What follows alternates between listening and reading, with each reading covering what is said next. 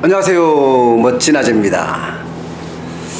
정부가 최저임금에 대해서 정면 돌파하겠다 이런 의지를 피력을 했네요. 사실 최저임금 부작용은 여기저기서 나타나고 있잖아요. 기본적으로 중소기업은 최저임금 부담 때문에 회사를 운영하기 좀 힘들어지고 있고, 어떤 기업은 폐업을 하고 있고, 소상공인은 말도 못합니다. 기본적으로는 사람을 줄이고 파출도 옛날보다 시간을 적게 쓰고 방법이 없으니까요. 근데 정부는 여러 가지 최저임금을 정착시키기 위한 대책을 내놨습니다. 기본적으로는 소득 주도의 성장을 이끌어 가겠다 하는 의지의 표현이라고 보입니다.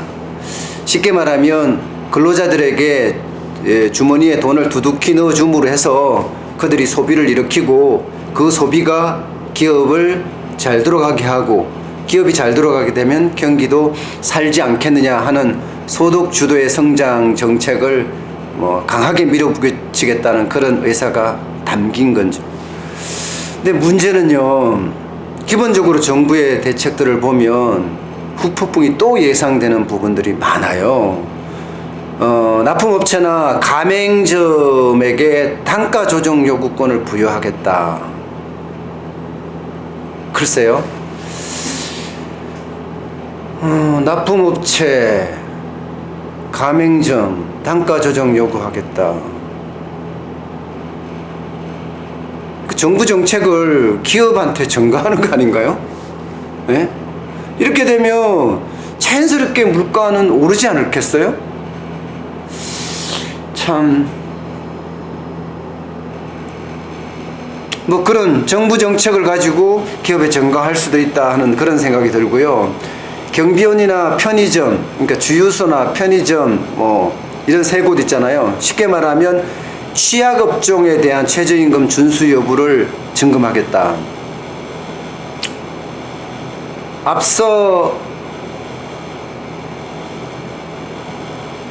소득주도의 성장 정책을 말씀드렸듯이 경비원이나 혹은 편의점이나 혹은 주유소에 일하는 사람들에게도 최저임금을 준수를 시켜서 그들 주머니에 많이 넣어주겠다는 생각인데, 문제는 그 최저임금을 감당 못하는 경우가 있다는 거예요. 편의점을 운영하고 또 주유소를 운영하고 하는 사람들 입장에서는 최저임금을 감당 못하니까 결국은 인원을 줄이는 수밖에 없죠. 그러면 일자리가 감소되겠죠. 기본적으로 현대 압구정동에 있는 현대아파트 같은 경우도 경비를 용역으로 맡긴다고 하잖아요. 그러면 퇴직금 충당금이 쌓이게 되고, 그게 최저임금이 오르니까 7,530원이 되니까 600만 원 정도 비용이 증가한다고 하더라고요. 근데 그것을 외부 용역으로 맡김으로 해서 오히려 퇴직금 충당금이 없어지게 되고, 그러면 관리비를 오히려 내린다, 그런 생각을 하고 있을 정도로 모두가 외주로 가든가 아니면 줄이든가 하는데, 점검을 하겠다 이러면 더 빨리 줄여서 부작용이 더 클 것 같다는 그런 생각이 들고요. 그 다음에 기업들의 가격 인상, 지금 많이 올리기는 롯데리아 같은 경우는 5% 넘게 올렸죠, 그죠? 다 올리고 있습니다, 제품값을. 근데 안 올릴 수가 없는 입장이라고 합니다. 인건비는 그만큼 쓰고, 그러니까 올리든지, 그리고 근로시간을 단축시키고 적게 일하는 거죠. 적게 아예 영업시간을 단축을 시키는 거죠. 또 현장에 무인 계산기라든가 이런 걸 놔서 자동화를 시키는 거죠. 지금은 그럴 수밖에 없는 입장이니까 그렇게 하는 거거든요. 근데 이 부분에 대해서도 정밀 모니터링을 하겠다. 이건 정부가 시장에 대한 개입이에요. 정부는 시장에 개입하면 안 됩니다. 시장은 시장에 맡겨야 됩니다. 그래야지만이 시장이 잘 작동할 수밖에 없습니다.